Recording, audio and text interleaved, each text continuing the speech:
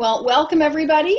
I'm Karen Gimnig, and I am the Communications Director for the Co-Housing Association of the United States. And we put on these web chats as a free service. As you know, things are rarely actually free, so we certainly appreciate your donations to support programs like this.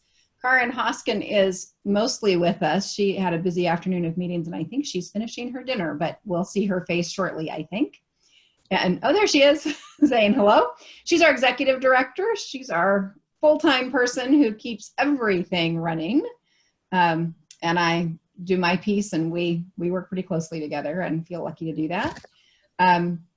The program for tonight is Daisy Birch is with us to sort of guide us through a conversation about race and how to have conversations about race and how to have meaningful conversations about those kinds of topics and diversity topics. And this is really in anticipation of our event 10 days from today called Community for All, where we'll be looking at all sorts of diversity in various aspects and how that interfaces with community and how we can have conversations about that and how we can be better allies in that.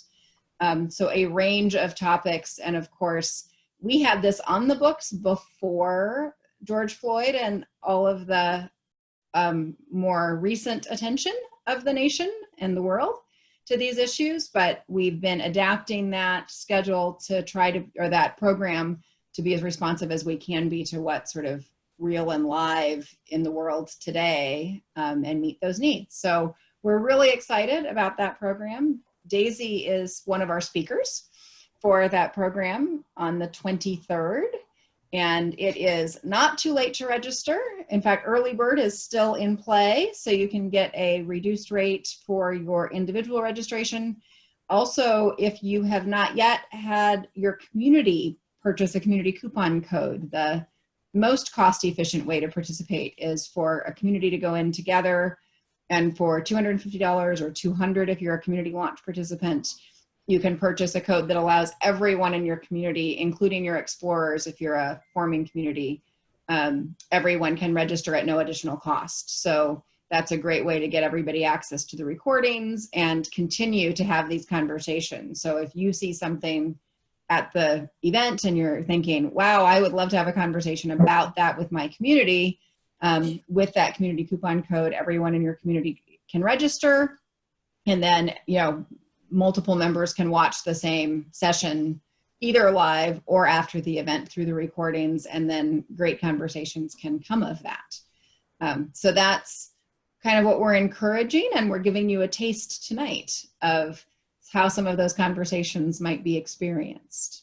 So I think, Daisy, I'm going to let you introduce yourself in terms of how you come to your interest and your expertise in this topic, and sort of tell your own story, if that's okay. And then we'll do a quick check-in round and see who else is here. Okay, great. And then we'll get into the video after that, yeah? Yeah. Great. So first, let me clarify, I am not an ally. Allyship is not a name anyone can claim. It's an action verb. It comes from consistent work in unlearning thought patterns and biases, and it's only given by a marginalized group to a person or group when they recognize that person's consistent, effective work over time. So it's a form of trust. I wear many hats. I do neurocoaching and life coaching, executive coaching, but I've also worked with groups nationally to develop lists of videos and articles by people of color, by people who are indigenous, and by people who are of marginalized groups. And it's information coming from their perspectives.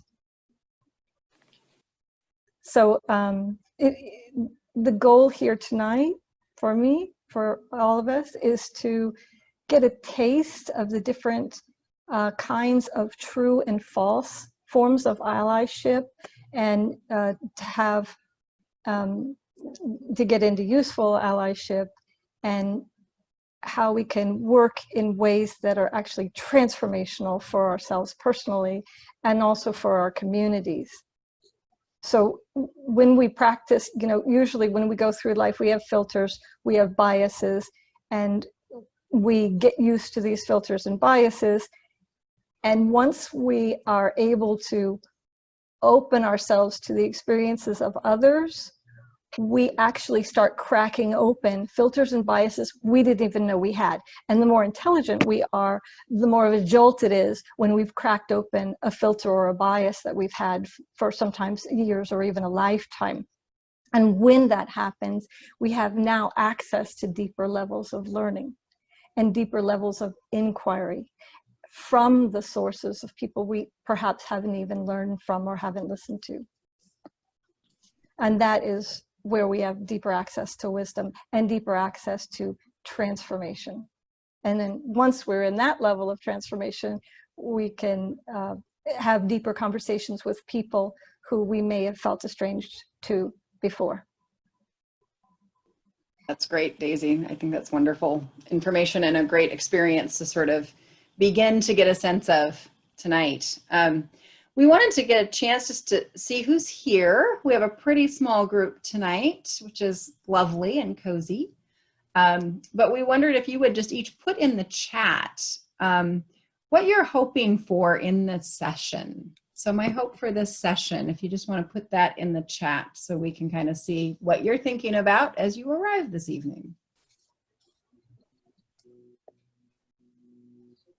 So does anyone want to just unmute and say a word or two about what you're hoping for tonight? Hi, I'll speak up. I'm Ann Jones from Mary's River Co-Housing down in Corvallis, and we are just forming. And of course, the COVID thing has slowed us down a bit, but it's also given us time for more introspection. And with all the things going on right now, it's become more and more important to me to be more aware of my own personal bias. I was raised in the South, and I have a lot of things to work through and to be aware of.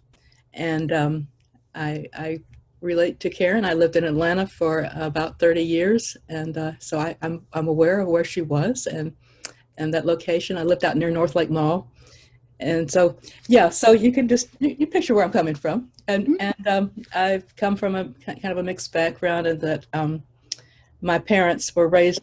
One was raised in the Deep South, and one was raised in Massachusetts. So we had a little different dialogue going on in our home and awarenesses.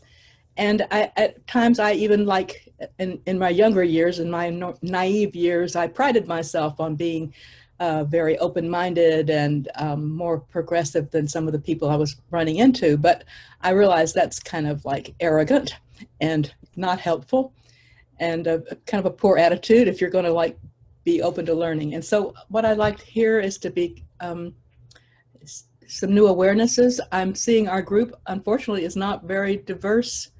But I would love to. I had some friends in Atlanta, and we had some very good discussions, and I miss those people. And we were diverse, and it was good.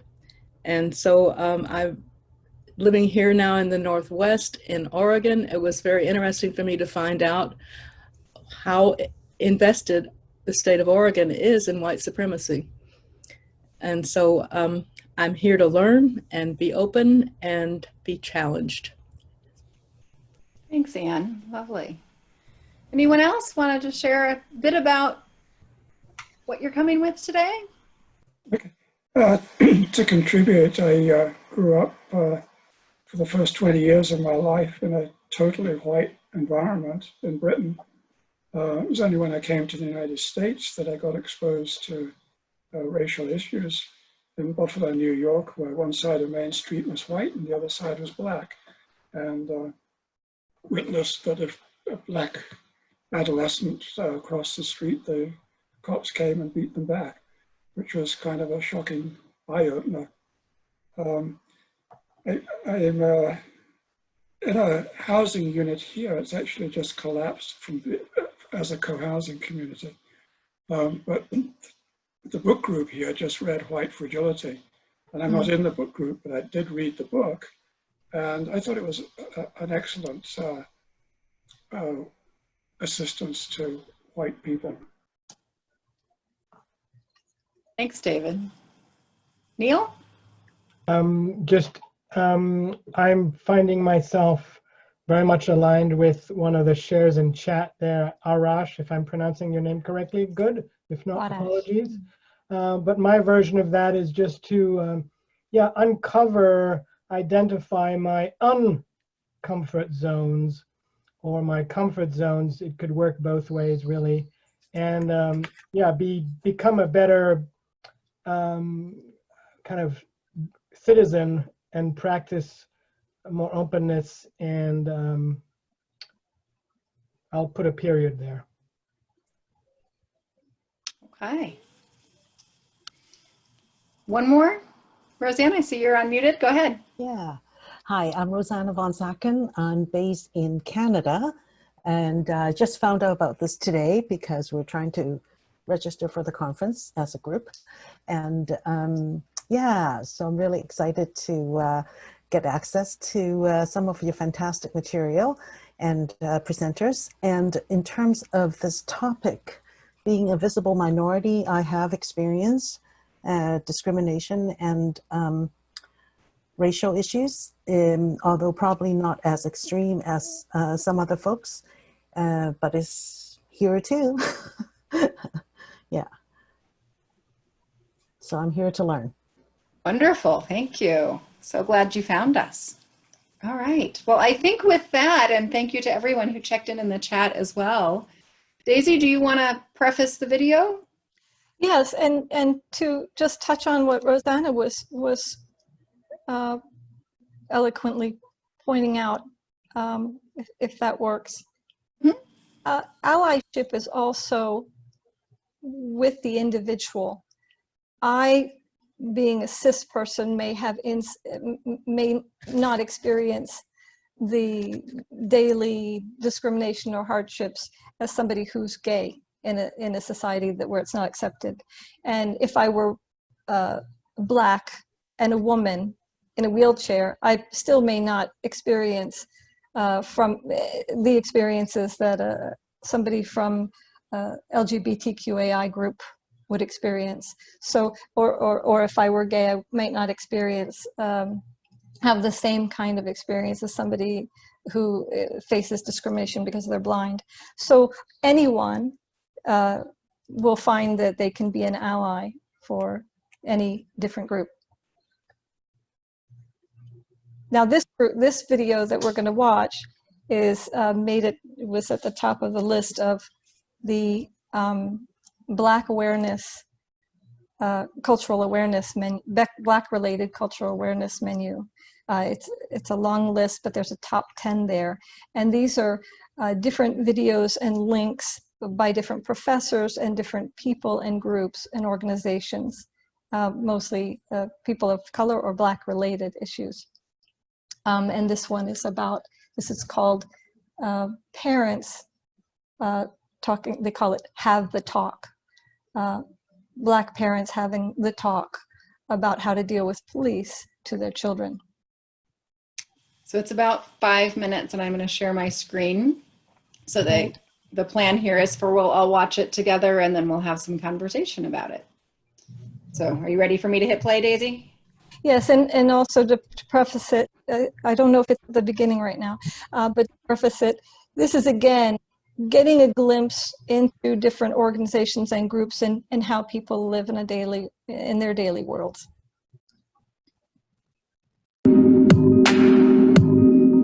There are great police officers out there. There's also some police officers who are not so good. And my fear is that you run across one of those bad ones.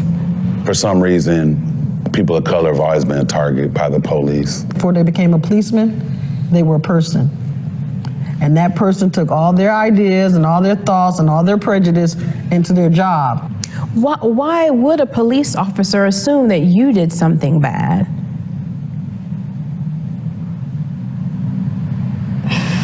Maybe because of my skin color. I remember being put in handcuffs for something that had nothing to do with me. I was literally walking in the mall. Cops slammed me on the ground, busted my lip, chipped my tooth. That actually made me really mad. How about the time they pulled us over with me in the car and arrested me and left all of you guys sitting in the car and nobody knew how to drive on the side of the road because the bumper on the car was kind of hanging off? No. You know, we live in Puyallup. There's people that don't even have a bumper on their car. My rear brake light wasn't working, and I got to my destination and they were working. I was about your age, actually. They grabbed me. Why? I didn't know at the time. They just grabbed me. They threw me onto the police car. I got tased that time. That time they tased me because they said I wasn't complying. Ariel, are you okay? What's wrong, baby?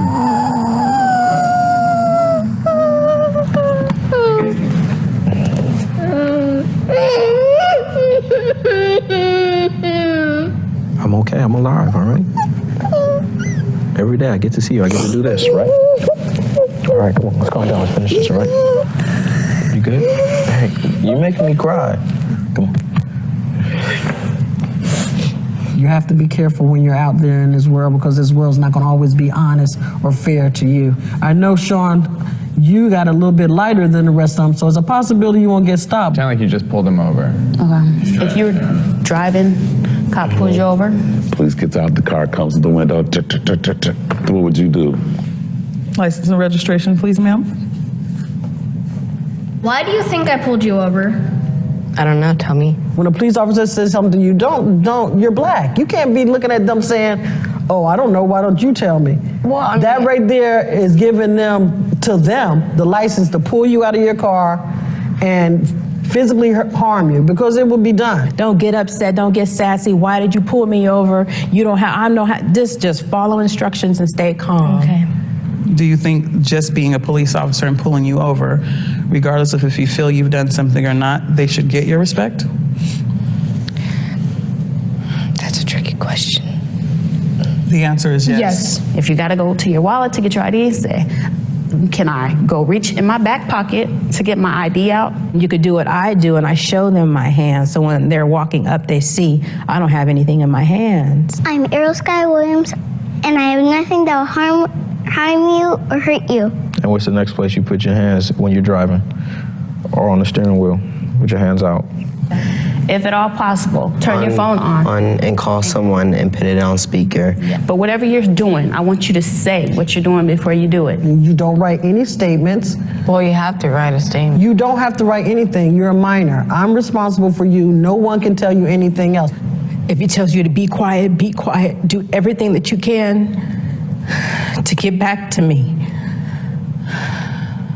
I see it weighing on you, and I don't want it to weigh on you. I'm just worried about Donovan. I'm worried about him now. Who are you guys talking about? My nephew and her cousin. I don't want him to be shot. I don't want him to go to jail. You guys, if you could say anything to police, what would you say? Learn about people, learn about their problems. Take some diversity training. I mean, it should be like at this point, like a monthly requirement. You know, there's really nothing at this point that they could do that would make me feel any safer with them without them just point blank, clearing them all out and starting all over from scratch. So don't always assume that all of them are bad. Mm-hmm. But all you see on the news and in newspapers, and it keeps happening. It's just in a different way. It's like how people are like, you should forgive so-and-so, but they keep doing it to me. I forgave them, but they keep doing it to me. It gets harder and harder to forgive them. Wow.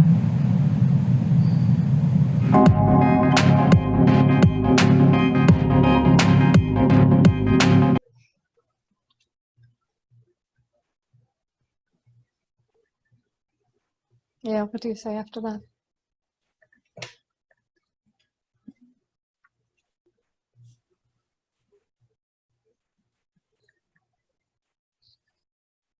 I can't get over how much fear that they're speaking from.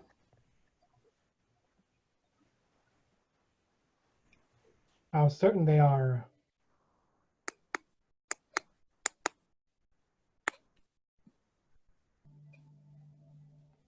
So our thought here was to divide you into breakout rooms and let you sort of have some conversation. Daisy, did you have any direction for that conversation? Yeah. I mean, yes. How is this hitting you? Right. This is a point where maybe a perception or that we have always had that life is fairly safe or things like that gets cracked open. And for some people, that's the way they live daily. That's a question. What other times have you had where you had a belief that you thought was just really solid and natural? It's just how you grew up. And that belief was suddenly shattered, knowing that whole populations don't live that way or don't have that just way of living. But I also wanted to ask if you have any concerns that come up when you're thinking of busting through your personal assumptions, because it can be hard work, it can be very challenging, especially since many of us are dedicated and committed to civil rights and things like that.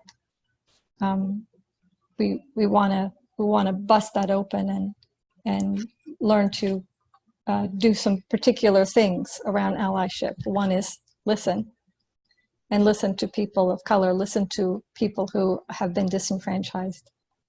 When we feel like we want to explain or interpret what they're saying, that we cover the mouth and we listen again, and that we speak up when we hear someone who's judging that group or has a bias toward that group, that we're able to speak up in a group and call out people on that. But when we're listening, that we don't call anyone out, we listen completely and generously. This is in order to serve. We are not here to help groups. We're not here to speak for them or speak on their behalf. I'm here to point to these speakers on the list that groups have put together. So ask, as these thoughts come up for you, if there are concerns where you might find that you would get defensive, that you would feel fragile, that you might actually have tears coming if you're in a mixed group, which doesn't work in many mixed groups for women, sorry, especially white women, to have tears. There's certain things that can make people feel terrible in a mixed group. So when you're thinking about that video, and when you're thinking about how you might get your hackles up in the back or feel defensive or feel like you need to explain and justify a mistake that you've made, and we'll all make mistakes, think about those and discuss anything that comes up. Okay, so I'm going to send you off into groups of 4 and for about 10 minutes. Welcome back. So what are the burning inquiries that have come up, or anything that came up that said, this is going to shift for me. This is something I'm willing to really go through, whatever discomfort, pain, disorientation, confusion, even the pain of hurting someone and making mistakes, to go through this kind of change that's going to bring future wisdom, not only to me, the community, but to other people who I might inadvertently hurt or endanger.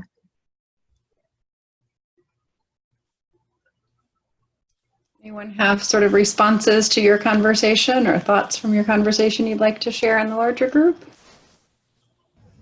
I wish I knew then what I know now, when I had my first time of maybe coming close to someone at a whole nother level, and I have no idea what I did or how I blew it, but it didn't happen. And I really missed that relationship. I mean, we were very close. And the person that shared something with me, and my reaction turned them off in such a way that they stopped sharing with me. So I don't know what I did. I ended up feeling stupid. So. I got to listen rather than speak, and it helped me. There's just a correlation between my experience in the group, which was wonderful to be a listener and learner, but I realized that the learning, how that's reflected out into my life and my aspirations, is to be more listening. I tend to lead and sometimes not listen and be too busy wanting to say what I want to say. I'm probably the only one in this group who does that. But honestly, the learning, and it's a reminder really that I, not only because of who I look like, and I spend a lot of time in technology conversations, so that what I look like matters even more, but just that I be more of a listener and then let other people lead. And when I'm in a circle, which I am in, where there's, you know, a variety of people, that I'm reminded that it's even more critical.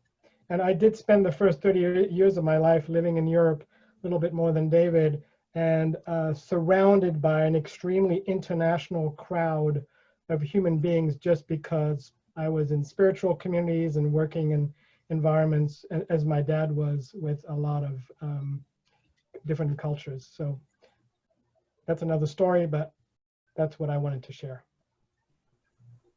So in our group, something that emerged that was intriguing to me was the issue of our role or responsibility in regards to all of this. And I think David was going to share some metaphor. Unfortunately, we got cut off, so I'd love to hear that metaphor to finish that thought. But I think it has to do, you know, my thought was that, you know, we have inherited something, but now we have benefited from this. And as Stan brought up this concept of there is no such thing as white ally, but it is fully our responsibility to be engaged and anti-racist and rebuild this aspect of the society. And how that partnership would have to work, I think, is this balance of, is this the code concept of ally, or is this a concept of partnership, or where that dance should start and begin as different participants. Maybe there are people with white privilege and there are people with marginalized groups. How do we create a stronger coalition, but at the same time be in partnership rather than either the, you know, quote unquote, the leader or quote unquote, the servant. But, you know, I think that's the area of ambiguity that I think both Stan and I have talked about a little bit in our group. And of course, Stan can speak for himself, but that was intriguing for me. Like, you know, what is our role and responsibility, and how does allyship fit into this? Or maybe there are other metaphors that can help clarify our role better. Thanks, Arish. David, I think you're unmuted. I am unmuted, but I just noticed that a whole bunch of white men had just spoken, or not all white men, or men had spoken. So I thought, well, I need to make space for somebody else to speak first. By the way, I don't consider myself white or old. No, I know. I just realized. And we did start with Anne, so we're a little. We've done Arash, some you don't have mixing. your picture up on the screen. Yeah,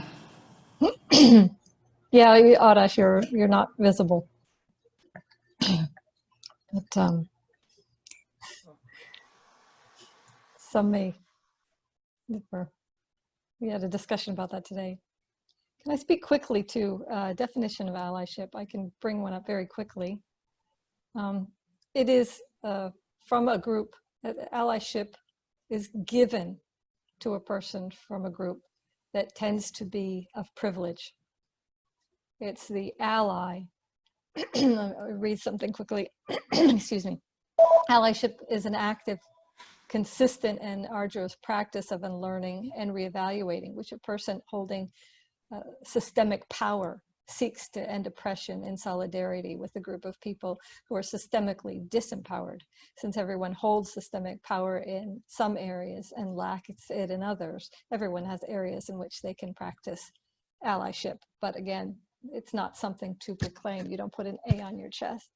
You simply do the work, apologize, suffer, whatever ego your ego suffers through, and do the work.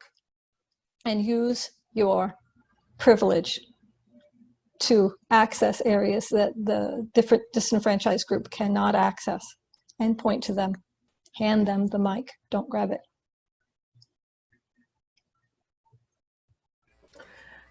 If I may, I think that's a really great distinction between, let's say, leadership or partnership or other ships, is to have that distinction of access to privilege versus somebody else who doesn't have it. And in defining allyship, is it possible for you to type it in the chat in the source? Yes, and it's actually, I think, second on the Black-related menu of cultural awareness that's on the web. And if I can go further, this menu is very extensive. It starts with a top 10 list of links, videos, and descriptions and studies, but it goes on for hundreds of links in categories. This was from a particular group, but it was developed through different individuals, and that's a Native group in Canada, the First Nations group. Did you post a link to that? Yes. That can we touch on that menu, Karen, or put the link to that menu here, because that's going to have the definitions. Yeah, the menu that she's referring to, Daisy created a blog post on the cohousing.org website, so that's what I'm linking, and that is in the chat, so you can link to that. And there are many resources. If you we can have a contest for who actually can access all of those resources and report back to us. I'm joking because it is so much, but what's great about it is that there are so many options for how and how much to engage from that list. Yeah, there's a section called How to Be an Ally, and I believe the second link under How to Be an Ally has this link to this website and the definition. It's also at the very bottom where you have a lot of little just websites, plain websites, and organizations. Yeah, the video from tonight also it's the first bit link on that in that blog post. So one other thing that I've noticed that does come up often: people are ignited, their passions are awakened. They want to make a difference. Sometimes the first thing they do is go to their previous mentor or a group that does civil rights work. Often those are white groups that have been doing civil rights work, the same civil rights work for 20 or 30 years. And sometimes, even though they're well-intentioned, they are doing the work the wrong way. They're grabbing mics. They are representing themselves and not listening. And so a lot of people of color, disenfranchised groups, find themselves washed out and not listened to, while these groups are a little more vocal. So it's very important. Many of these groups are now going through retrainings to learn to point to organizations and groups that are disenfranchised, not speak for. We are coming to the end of the time we have. We have time for maybe just a couple of questions for Daisy, if anyone has questions about the resource list or anything she's talked about tonight. And another point too, when we bring up this issue, we bring it up with professionals, people who are speaking. Don't bring it up with clients or colleagues or neighbors. They're very tired. They're very overwhelmed. They're in deep, deep pain and worry. And the last thing they want is a friend or colleague to come up and ask them questions when they can do their own research. That's the part of the power of this menus, the cultural awareness menus list too. Do your research and ask professionals, and don't ask your friends and neighbors. Let them be in a relationship with you. And you can also just go directly to cohousing.org. The fastest way to get to the blog is to scroll all the way down to the footer, and there's a link to the blog. And I think this is the 4th blog post at this point. It's been up for a little bit, so it's not quite first anymore, but you can find Daisy there. Yeah, and if you do the search, because cohousing does have a great search, you just put in cultural under that search, and you'll go to that that blog, that list. We're watching it. My husband and I are watching one video a night. Some are short, some are long, some are very funny, and some are very heart-wrenching, eye-opening. Time for maybe one more question. Could you briefly outline what the webinar is going to be about on the 23rd?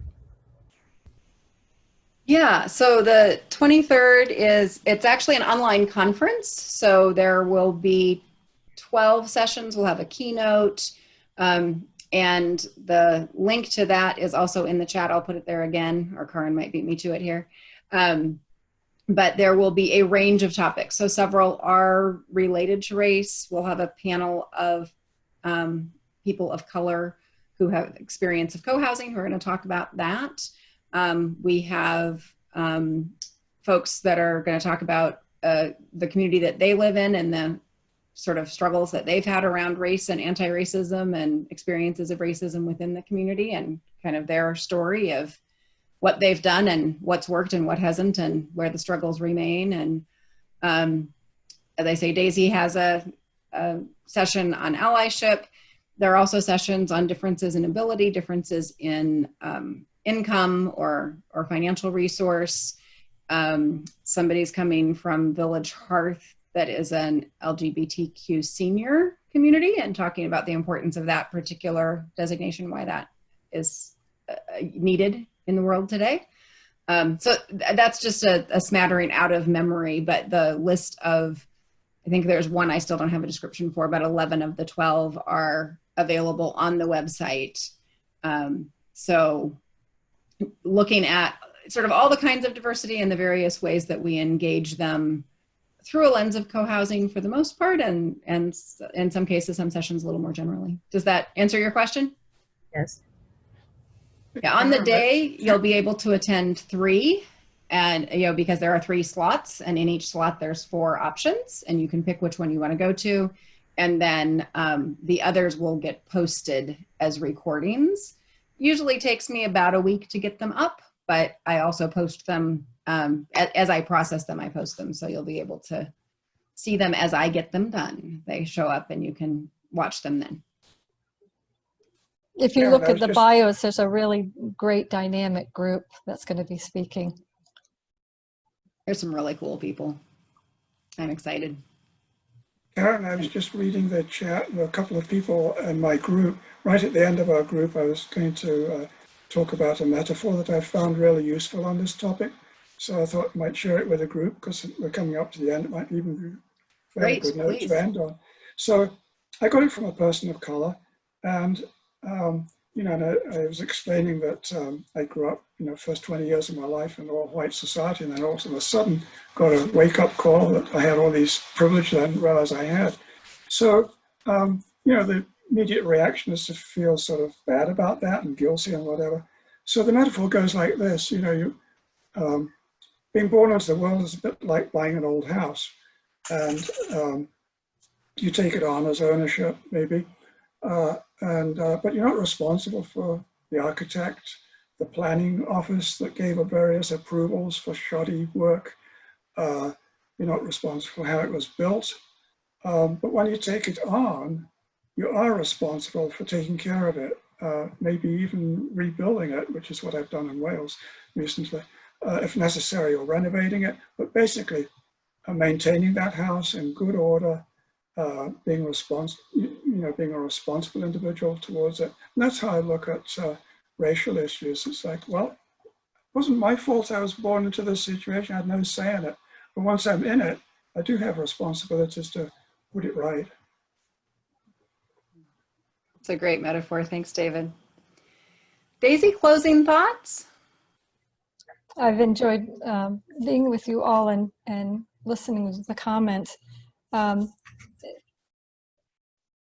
Do you have any burning questions coming up? Because I want to make sure that you can start tonight or tomorrow exposing yourself to this list, to these people.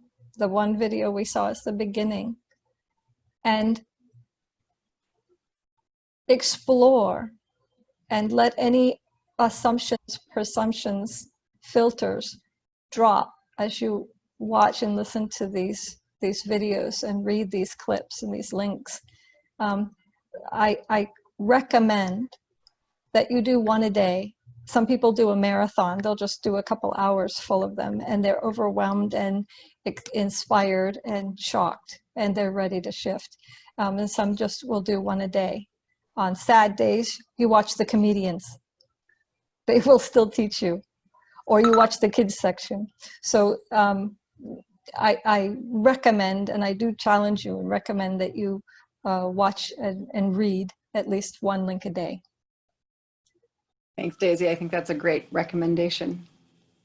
Thank you very much, all. I have to end because I've got another Zoom at 7, believe it or not. So I'm going to leave the group, but thank you all very much.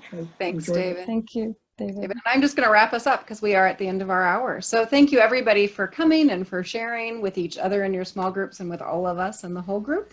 We're so glad you were with us tonight. We are looking forward to more meaningful conversations at the event on the 23rd.